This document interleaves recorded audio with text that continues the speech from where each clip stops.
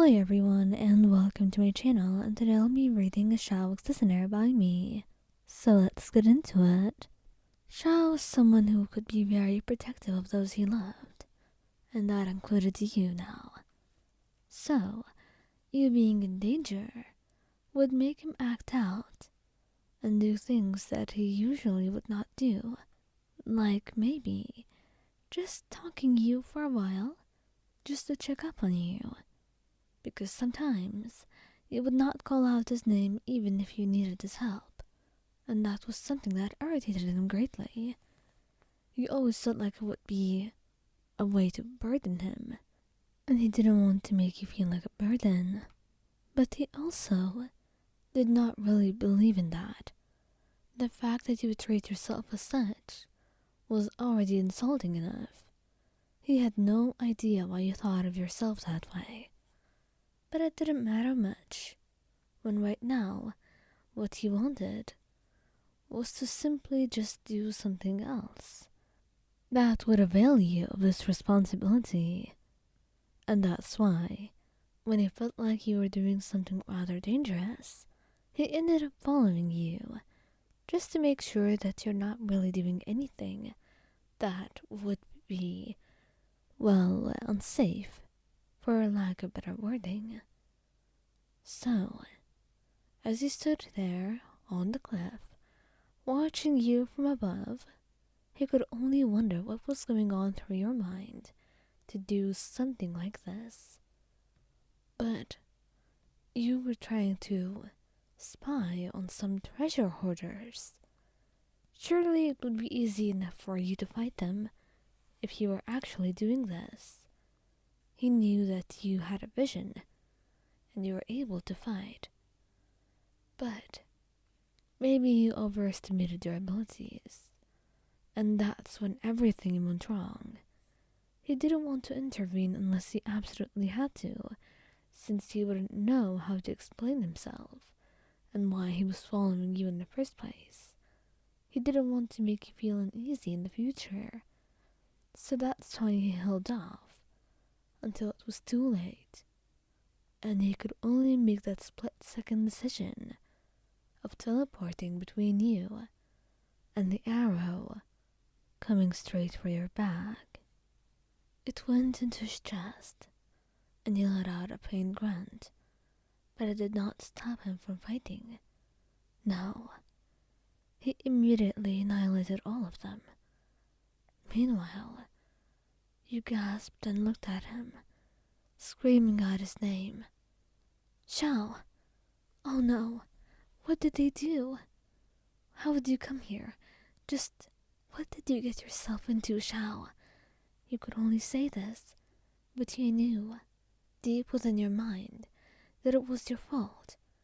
You were the reason that he came and the reason that he got hurt.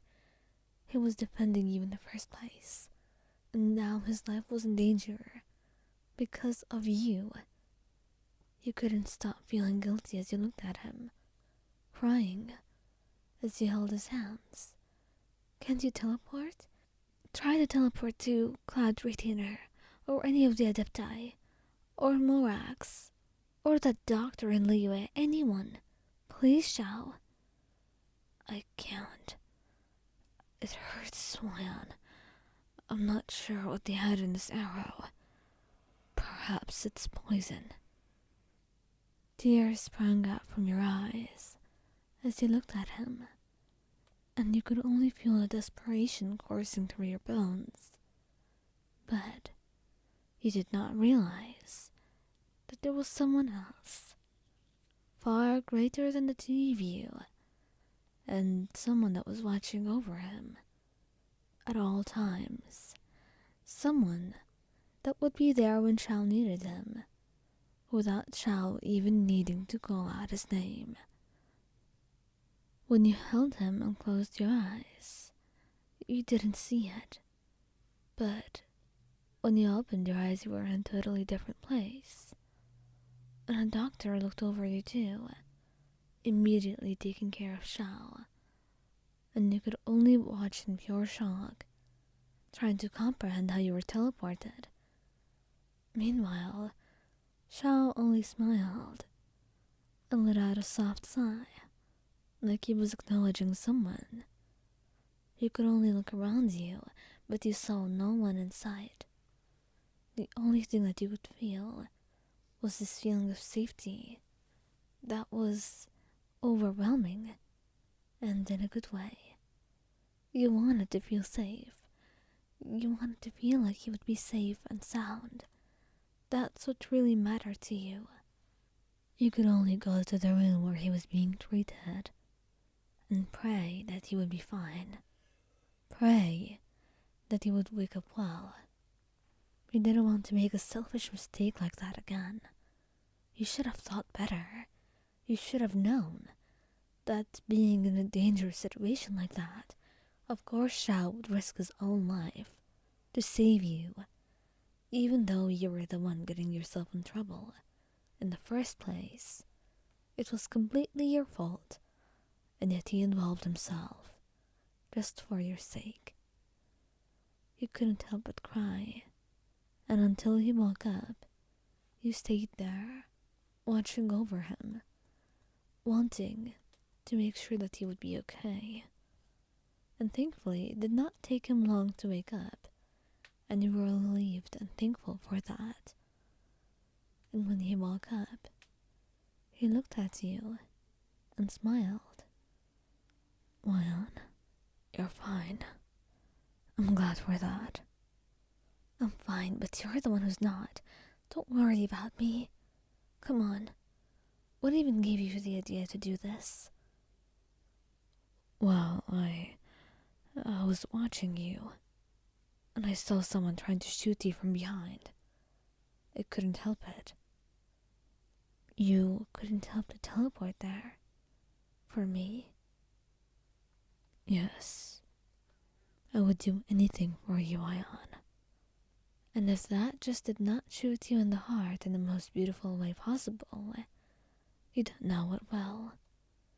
You could only hug him, and although you had a lot of questions why he was following you in the first place, you will leave those for later. Right now, you just hope that Xiao would see himself as someone who was worth sacrificing for, and someone who shouldn't try to sacrifice himself at every given opportunity. His life had meaning. He had so much to give, more than sacrifice. And even though you wanted to live and are thankful for that, you don't ever want to see him put his life in danger for yours again. And you will do anything to show him that.